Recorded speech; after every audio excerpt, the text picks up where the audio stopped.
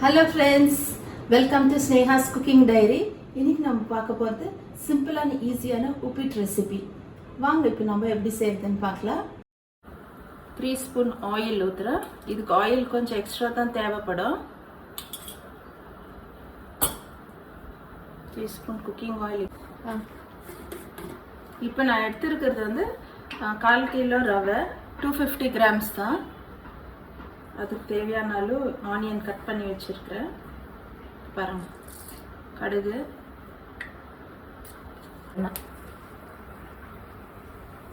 எண்ணெய் சூடான கடுகு போட்டோம், உளுத்தம்பருப்பு, கடலைப்பருப்பு, நான் கொஞ்சம் சீரகம் போட்டிருக்கேன். சீரகம் ஆப்ஷன் தான்.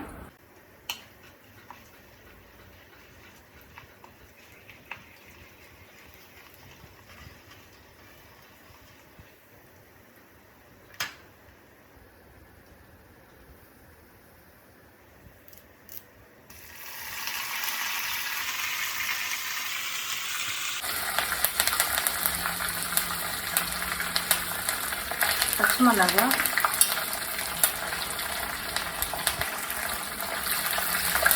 போட்டுருக்குறோம். பச்சை மிளகா வதங்கிட்டு ஆனியன்ஸ் போடலாம். ஆனியன்ஸ் வச்சு லாங்காக கட் பண்ணி வச்சுருக்கேன்.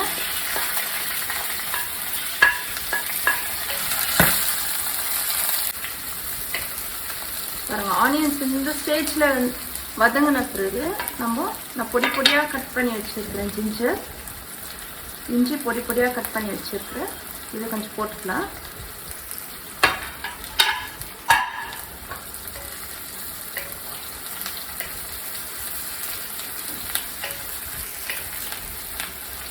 முக்கியமான டிப்ஸ் இந்த ரெசிபியில் நீங்கள் என்ன பார்க்க போகிறீங்கன்னா, இதெல்லாம் வந்து நம்ம மீடியம் ஃப்ளேமில் வச்சு வதக்கிட்டு, இது ஆனியன் வதங்கின பிறகு, இந்த கண்ணாடி பதத்தில் நல்லா வதங்கின பிறகு நம்ம இந்த பச்சை மிளகா ஆனியன் இதெல்லாம் சேர்ந்து வதங்கும் போது நம்மளுக்கு ஒரு ஃப்ளேவர் வரும். இந்த ஜிஞ்சர் ஃப்ளேவரெல்லாம் சூப்பராக வரும்.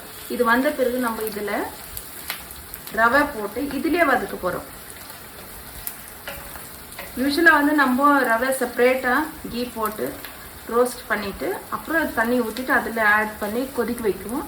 ஆனால் இப்போ வந்துட்டு இந்த ரெசிபியில் நம்ம ஆனியன் கூடவே சேர்த்து இந்த ரவையை வதக்க போகிறோம். இப்போ பாருங்கள், வெங்காயம் வதங்கிடுச்சு. இது ரொம்ப கோல்டன் ப்ரௌன் எல்லாம் ஆர்க்கு நம்ம விடக்கூடாது. நான் எடுத்து வச்சிருக்கேன் இல்லைங்களா, 250 grams ரவை. இந்த ரவையை நம்ம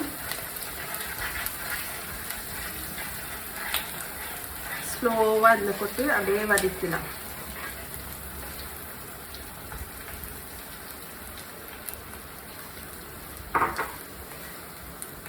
தேவைப்பட்டால் இன்னும் கொஞ்சம் ஆயில் கூட ஊற்றிக்கலாம்.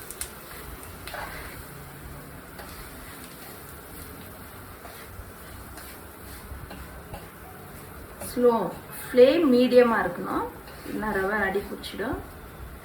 மீடியம் ஃப்ளேமில் இந்த ஆனியன், க்ரீன் சில்லி, ஜிஞ்சர், உளுந்து, கடுகு எல்லாத்தோட சேர்த்து இந்த ரவை நல்லா வதங்கிட்ட பிறகு தான் நம்ம டொமேட்டோ போடுவோம். உங்களுக்கு வேணும்னா வெஜிடபிள்ஸ் இருந்ததுன்னா நீங்கள் வெஜிடபிள்ஸ் கூட ஆட் பண்ணிக்கலாம். ஆனியன் போடுற ஸ்டேஜில் நம்ம வந்து carrot, beans, potato, green peas இது போட்டு நம்ம நல்லா வதக்கிட்டு, ஆயிலே வதக்கிட்டு அப்புறம் ரவை போட்டுக்கலாம். அது கிச்சடி மாதிரி ஆகும், ரவை கிச்சடி மாதிரி. இது பிளெயினாக சிம்பிளாக நம்ம ஈஸியாக செஞ்சு ஒரு ஈவினிங் ஸ்நாக்கு, பசங்க ஸ்கூல்லேருந்து வர டைமுக்கு யாருன்னா வீட்டுக்கு வந்துட்டாங்கன்னா இம்மிடியேட்டாக செஞ்சு கொடுக்குற ரெசிபிக்காக இது நம்ம பார்த்துன்னு இருக்கிறோம். நம்ம சால்ட்டும் கொஞ்சம் அதிலே போட்டிருக்கிறோம், அதுக்கு ஞாபகம் வச்சுருக்கணும்.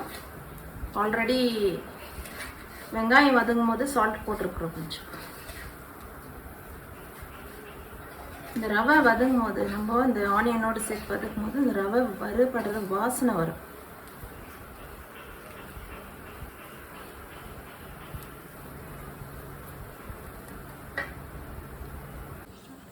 இப்போ பாருங்கள், ரவை வதங்கிடுச்சு. இந்த ஸ்டேஜில் நம்ம டொமேட்டோ போட்டுக்கலாம். 2 மீடியம் சைஸ் டொமேட்டோ நல்லா சாப் பண்ணி வச்சுருக்கேன்.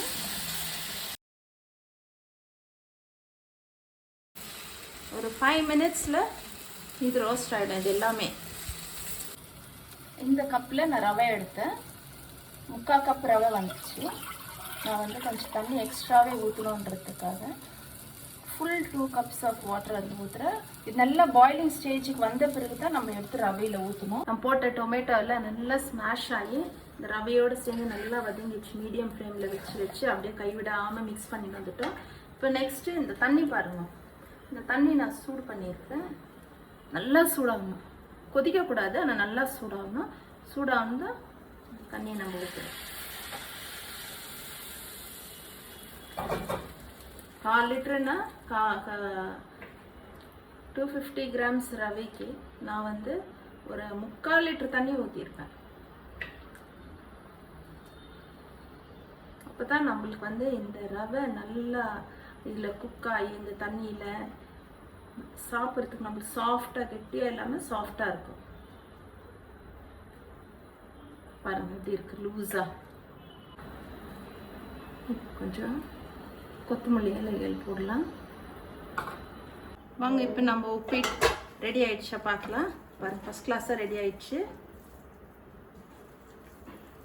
இப்படி கொஞ்சம் லூஸாக இருந்தால் தான் சாப்பிட்றதுக்கு கூட நல்லா இருக்கும், டைஜஷனும் நல்லா ஆகும். நீங்கள் தேவைப்பட்டால் கொஞ்சம் பெருங்காயம் போட்டுக்கோங்க. அவ்வளோதான், நம்ம உப்பிட் ரெடி. இப்போ இது கூட சூப்பரான சட்னி வச்சு சாப்பிடலாம்.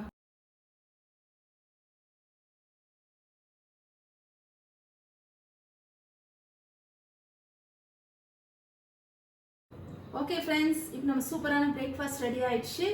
நம்ம செய்துட்டோம். நீங்களும் அதே மாதிரி செய்து சாப்பிட்டு என் கமெண்ட் செக்ஷனில் சப்ஸ்கிரைப் பண்ணுங்கள், பெல் ஐக்கான் ப்ரெஸ் பண்ணுங்கள், லைக் பண்ணுங்கள், உங்கள் ஃபேமிலி ஃப்ரெண்ட்ஸ்க்கெல்லாம் ஷேர் பண்ணுங்கள். ஓகே பாய், தேங்க்ஸ் ஃபார் வாட்சிங். God bless you all.